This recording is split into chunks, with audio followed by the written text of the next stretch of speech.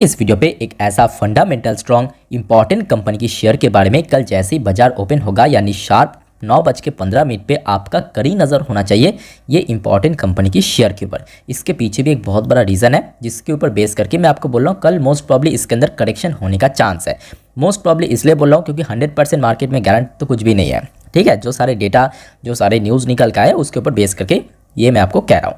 अब चलिए एक एक कर देख लेते हैं कौन सा शेयर है और उसके पीछे रीज़न क्या है। अब देखिए ये एक ऐसा शेयर है ना, मतलब ऐसे बैंकिंग शेयर है जिसके ऊपर मैं आज नहीं बट बहुत पहले से ही आपको मैं बाई करने का रेकमेंड किया था।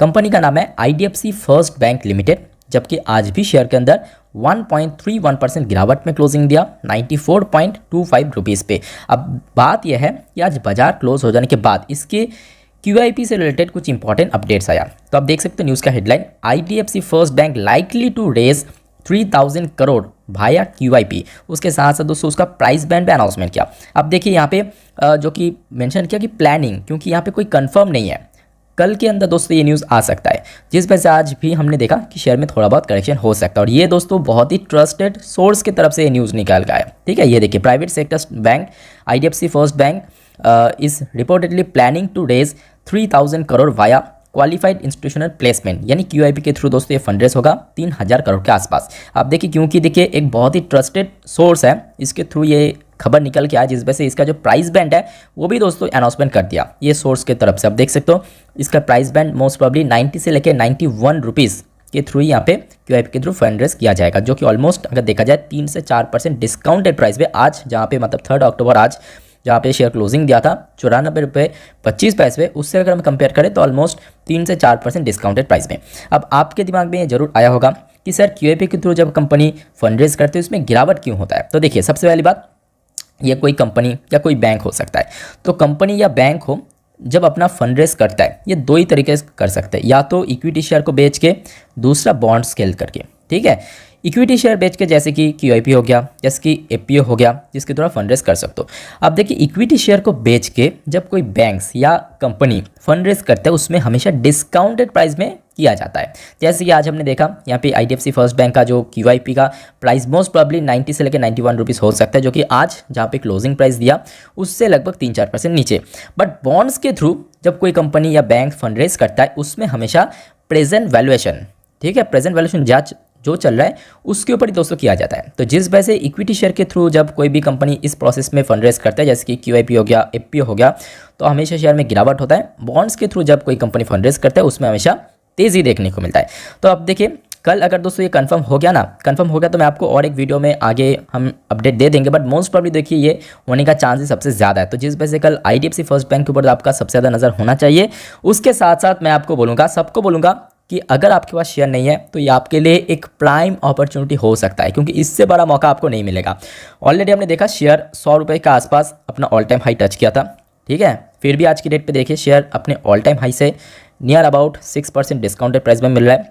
और ऐसे में अगर QIP लॉन्च हो जाता है 90 से 91 रुपीज़ पे, तो आपके लिए दोस्तों सोने पे सुहागा हो जाएगा, क्योंकि और भी ज़्यादा डिस्काउंटेड प्राइस में इतना बढ़िया बैंक का शेयर आपको मिल जाएगा। अब देखिए मैं हमेशा क्यों IDFC फर्स्ट बैंक की शेयर को रेकमेंड करता हूँ, उसके पीछे रीज़न है, लॉजिक है, मैं आपको पूरा समझाता हूँ।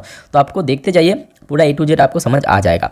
सबसे पहली बात देखिए, सबसे जो इंपॉर्टेंट पार्ट है कोई बैंक का, बहुत सारे पार्ट है, उनमें से एक है उसका काशा परसेंटेज। काशा परसेंटेज मतलब credit account and saving account का परसेंटेज हमेशा दोस्तों हाई होना चाहिए। इसका मतलब क्या, इसका मतलब ये है कि बैंक्स के अंदर कितना लोग जो अपना सेविंग अकाउंट ओपन कर रहा है, कितना क्रेडिट अकाउंट ओपन कर रहा है, उसमें पैसा कितना है, मतलब कंपनी के पास जितने भी पैसा है, मतलब सॉरी बैंक के पास जितने पैसा है जो कि यहाँ पे लोन देता है, वो लोन दोस्तों कहाँ से मिलता है। या तो जो लोग उस बैंक में खाता खोलते हैं, मतलब जो यहाँ पे अकाउंट खोलते हैं, वहाँ पे पैसा रखते हैं, वो पैसा जो कि दूसरे कंपनी को या किसी को लोन चाहिए वहाँ से लोन बांटता है। तो ये जो कासा परसेंटेज है दोस्तों 50% होना चाहिए एटलीस्ट। मतलब बड़े बैंक्स के केस में अगर आप देखोगे ICICI first bank, sorry ICICI bank हो गया, HDFC बैंक हो गया, उसका जो कासा परसेंटेज है ना ऑलमोस्ट आपको 40% से लेकर 50% के आसपास देखने को मिल जाएगा, जो कि एक बहुत बड़ी बैंक की निशानी है। ये सेम चीज़ अगर आप कोई छोटे बैंक के केस में देखोगे या मिड साइज बैंक के केस में इसमें देखोगे आपको ऑलमोस्ट बिलो 40% देखने को मिला, कभी 30%, कभी 25%, तो कभी 35%। तो आप देख सकते हो इसका जो कासा परसेंटेज है वो आपको हमेशा बड़े बैंक जैसा देखने को मिला। इसका भी एग्जाम्पल मैं आपको दिखाऊंगा एक बड़े बैंक के साथ कंपेयर करके, तो आप देखना आपको सब कुछ अच्छे समझ आ जाएगा। बाकी बात करें देखिए इसका वैल्यूएशन भी एकदम ठीक ठाक है, एक मिड साइज बैंक है। आप देखिए इंडिया एक डेवलपिंग कंट्री है जहाँ पे इकोनॉमी लगातार ग्रो कर रहा है, राइट। अब ऐसे में देखिए आरबीआई जो कि बहुत ही स्ट्रॉन्ग अपनी पॉलिसी को रखता है, जिस वजह से हमने देखा इतना टफ सिचुएशन पे भी इंडियन बैंकिंग सिस्टम इतना ज़्यादा स्टेबल है।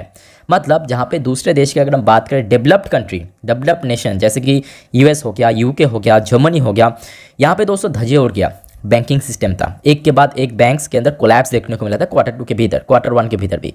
बट इंडियन बैंकिंग सिस्टम में ऐसा कुछ भी नहीं हुआ, बल्कि और ज़्यादा स्टेबल हो गया।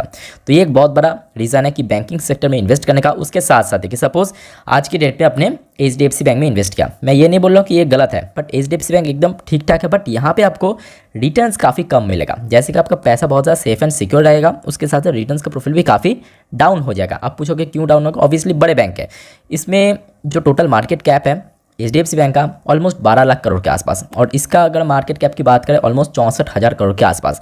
तो मतलब यहाँ पे आपका जो पैसा है बहुत जल्दी मल्टीफोल्ड होगा।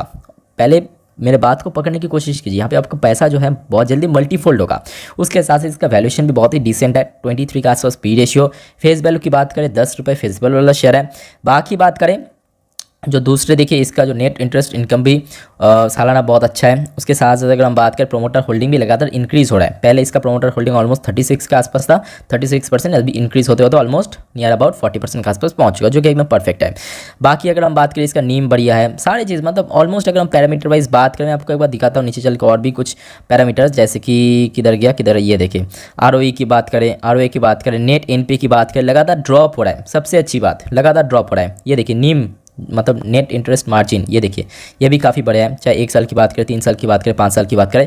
अब जो चीज़ मैं आपको बीच में बोल रहा था, चलिए यहाँ पे एक बड़े बैंक्स, यहाँ पे कोटक महिंद्रा बैंक है, आईसीआईसी बैंक है। मैं आपको आईसीआईसी बैंक जो कि सेकंड लार्जेस्ट बैंक है प्राइवेट सेक्टर में, इसका ओपन करके दिखाता हूँ कि इसका कासा परसेंटेज कितना है। ये देखिए इसका कासा परसेंटेज कितना है, 45%। यहाँ पे आप देख सकते हो, थोड़ा मिक्सड हो गया इसका मार्केट कैप के साथ, यहाँ पे थोड़ा देख लेना 45%। और हमने देखा आईडीएफसी फर्स्ट बैंक का कितना है, नियर अबाउट 50%, ऑलमोस्ट 49% के आसपास। तो जिस वजह से ये मैं आपको बार बार बोला था कि इस बैंक के अंदर वो पोटेंशियल है, ठीक है, जो कि नेक्स्ट 5 साल 10 साल में एक बहुत बड़े बैंक में कन्वर्ट हो सकता है।